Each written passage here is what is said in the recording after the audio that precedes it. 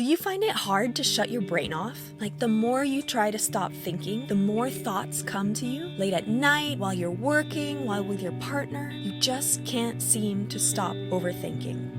For most of us, our brains are like totally wild horses. They're going all over the place. They're completely untrained. You say, go that way, and instead of going that way, it starts running this way and running that way. That's the relationship that most of us have with their brains, or at least the relationship I had with my brain. So the goal here is, just like with this horse, we need to go through the practice of learning how to tame our brains. That practice of learning to tame our brains is meditation. So I know what you're thinking. Meditation, yeah, I've been told to do that. I try it, but it's impossible for me because my brain is always going all over the place. I get you. The crazier your mind is, actually, the more you need this. So let me show you what worked for me, because as an overthinker, most of the stuff that they talked about with meditation never clicked with me. So here, come with me and I'll show you exactly how I meditate, and hopefully it will be useful for you too. There are a lot of different ways to meditate, but this is what's worked for me. So give it a try, and if it doesn't work,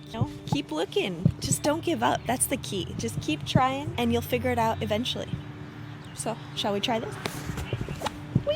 As an overthinker, it's always been a huge struggle for me, this idea of just clearing my thoughts, think nothing. It's kind of like that thing where they say, don't think of the pink elephant, and then you can't do anything but think of the pink elephant. So what I've come to realize is that the goal isn't actually to clear your mind of thoughts completely. What I think you need to do is instead focus your thoughts. Let's bring that back to the horse example. So the goal is not to have a horse that just stays put, right? The goal of having a horse is that you can guide it and it can take you places. So if you say, go over there, it actually goes over there. I see the same thing with our thoughts. The idea isn't to just have no thoughts. The idea is that we can direct our thoughts. So if I say, focus on this leaf, that my mind will focus on it. And that sounds very basic, but for most of us, we look at the leaf, but our mind is actually in a completely different place, thinking about what's for lunch, what do we have to do for work, or what someone else said. What we need to do is practice focusing, telling our brain to look in a direction, focus in a direction, and then actually stick to it. I wish this was easier, but it's not, and so it takes training, it takes taming this wild horse that is our mind, and so that's what meditation is, for me at least. When I sit down to meditate, I don't just sit and be like, don't think of anything, don't think of anything, don't think of anything, because that is a surefire recipe to be thinking about everything and anything. Instead, I give it something else to focus on. The most basic is just focusing on your breath. What's it doing? In, out, in, out. There's infinite different breathing techniques, and as you get into this, you can go deeper and deeper and try different breathing techniques for different moods. But to be simple for this video, I'm just going to share with you the simple breathing technique that I do most often. All you have to do is breathe in for 4 counts and breathe out for 6. By intentionally slowing down your breath, you can actually slow down your heart rate. So not only are we giving ourselves something to focus on here, but we're actually able to calm ourselves down physically in the process. You don't have to do this, but something that helps me when I need a little extra boost is to put my hand on my heart and my hand on my stomach. This helps me to really focus on my breath. And that's it. So you want to inhale for 4 and exhale for 6. So let's go.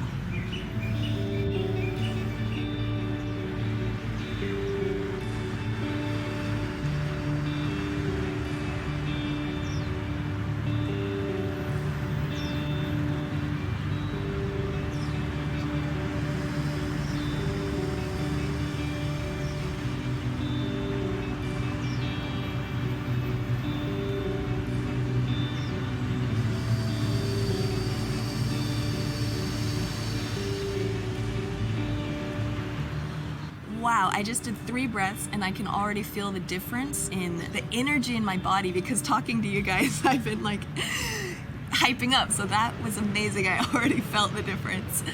What I find is that if I do this for 10-15 minutes, yeah, I can focus on my breath for maybe 3 breaths. But after that, my mind starts to wander. You just take it for granted that you're breathing. That's totally okay. If that's what happens to you, you're a normal human being. That's awesome. And so what do we do about that? Think back to our horse example. So if you tell the horse to go walk in that direction, after a few steps, it's gonna go, ooh, a flower, and it's gonna start leaning down, wanting to bite that. You don't want to be like, stupid horse, why can't you focus? I told you to go that way. That would be horrible, right? But that's what most of us do to ourselves in our brains. When we start to get distracted and have a thought in meditation, a lot of us are like, what the hell is wrong with you? Why can't you focus? Why do you keep thinking about this? No! Hopefully you don't do that. But in case you do, think about how you would treat this horse. So you'd say, okay, come on, nudge them back onto the path and keep going. Just accept that it's normal that a horse will be distracted by things and say, that's okay, but remember, that's where we want to go. That's our goal. So the same thing with your brain. If you're meditating, your brain starts to go off in a different direction. You don't freak out, you don't get angry at yourself, you don't give up.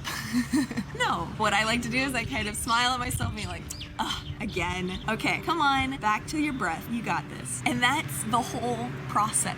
To practice guiding yourself back to focus. If you have a particularly crazy mind, it's gonna be tough at first, but don't worry, with time, it will get easier. So that's it in a nutshell. This is a lifelong practice. Imagine a horse, it's never going to not be distracted by things. And honestly, that would be kind of scary if it did just walk straight in a line and not look at the flowers. It is beautiful that our minds wander every once in a while. The only thing is we don't want that wandering to get in our way and stop us from going places. Embrace the process. There's no perfection. The goal is not to be able to shut your brain off like this. It's connecting with your brain. So the important thing here is just to create space for yourself to do this every day, because 99% of us are going around life thinking that we're in charge of our brains, thinking that everything is normal, but we don't actually realize what's going on. So that's why it's so important to create this space for yourself to sit and connect with your brain. And you'll find some days you'll be like, whoa, my brain is all over the place. What? And then other days you'll be like, wow, that was easy.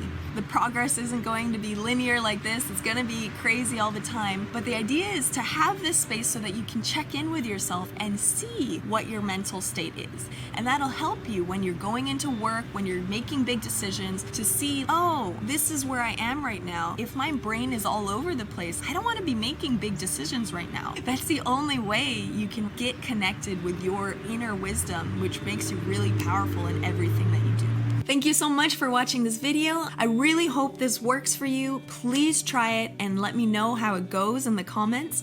And if you have other tips, other things that have worked for you, please let me know so I can try them out and maybe it can help other people as well. If you like this video and you'd like to see more about overthinking and how to get your brain working with you rather than against you, check out my next video on the key habits that help me stay sane.